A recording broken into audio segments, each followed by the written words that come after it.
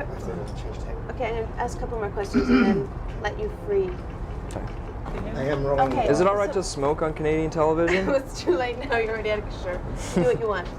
I've only had we're three. doing a special on the replacements, and I was just wondering if they had at all any influence on you as a songwriter, on the music you make. I kind of wish they did, because there's so many comparisons to us. You know, I have to be honest. I really didn't like the Replacements when I was into punk rock music. I listened to them, and I mean, I liked the sound of it, and I don't know if that.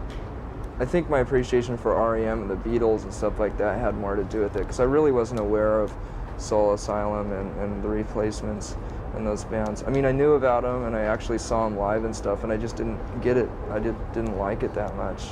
Can we have a comment, please, on... I'll wait till you light this one, because this is such an... What is your comment on Muzak being being here at the capital of Muzak, being here in Seattle?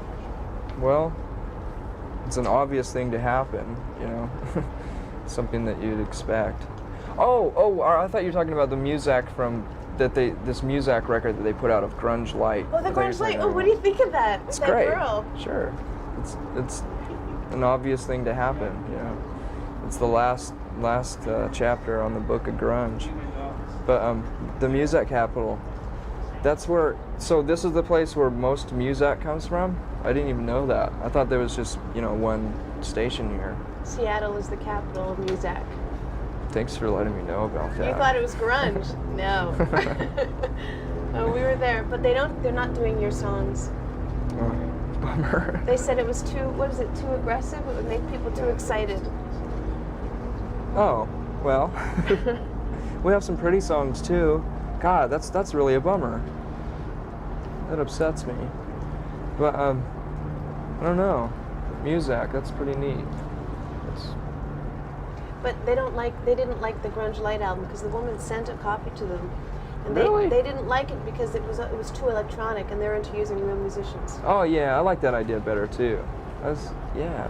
I liked it when Devo did their Muzak version of their songs. That was really neat. Did you ever hear that? That was nice. And I think they use real musicians for that. Did you get to hang out with them, Devo? Mm-hmm. I know that you're a bit of a fan of theirs. No.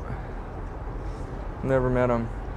Did you ever get to meet anyone who would be like your hero? Anyone that you're real pleased that you got to meet? Yeah. That's kind of a positive side of being a rock and roll star. But no, actually I met Iggy Pop before we were rock and roll stars. And Iggy Pop is pretty much the only person that I've met that I really, really admire and like. And when you met him, were you pleased? Yeah, it was a big excitement. Yeah, I mean, it was great. I didn't ask him for an autograph.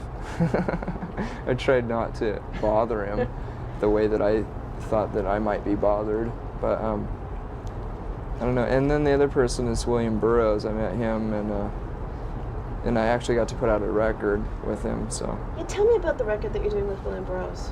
Well, it's already out. It's just a 10-inch. It's just one story of his called The Priest They Called Him. And it was a long-distance recording. He had recorded his version, and then I just played a bunch of guitar noises in the background, and they mixed it somewhere else, and it came out. And now we're talking about putting out a whole album.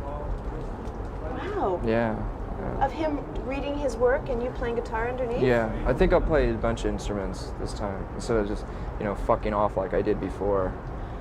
You know, it was just a last minute thing where I just made a bunch of noise, but this time I'd like to kind of work on it. Maybe I'll do a Muzak version.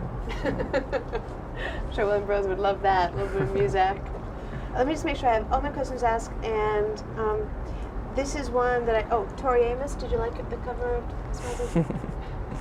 Well, it served a purpose because we used that as the opening. Before we came out, we'd play that song, and then we'd come out and dance to it, do a little bit of interpretive dancing to it. Yeah, it was nice, yeah. The last thing I want to ask you about is, I'm not sure who in your band said it. It could have been you, could have been someone else, but someone being a little perturbed by your mainstream audience and wanting to just make music for your real fans. Well, you a couple of years ago when we were making these bold negative statements about things like that, we were really confused, and we were scared. We were afraid that we would lose a lot of our audience that meant a lot to us, because they're people that we hopefully feel that we have a connection with. The college students and people in the underground. And I don't think we've lost them. I think they're still fans, so I'm not worried about it anymore. And I was at the time.